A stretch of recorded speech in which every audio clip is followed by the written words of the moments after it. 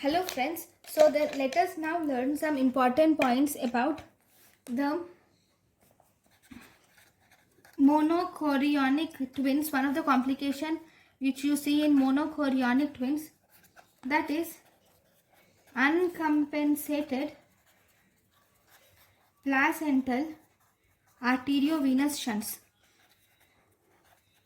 In uncompensated placental arteriovenous shunt, there will be an arterial side which is a donor which contains the arterial side with donor twin.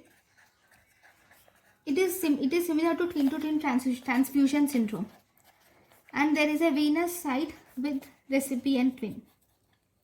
There is an arterial side with donor twin, and there is a venous side with recipient twin. So if you see the donor twin, in the donor twin you will see presence of oligohydramnios, and the donor twin will be malnourished. He will be pale with anemia. You will see hypovolemia in the twin, and then you will see hypoglycemic,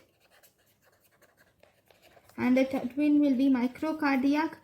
He has small heart because he will have a less blood for himself, and there will be small or normal glomeruli are seen, and this twin has thin walled arterioles.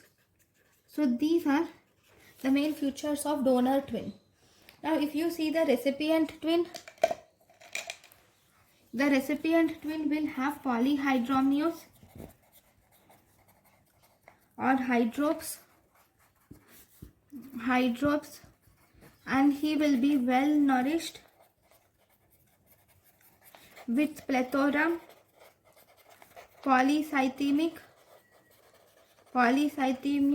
hypervolemic, and he will have cardiac hypertrophy.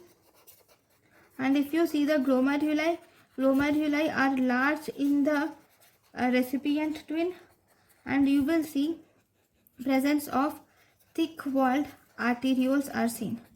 So these are the important points about the arterial side of donor twin and the recipient twin. Thank you.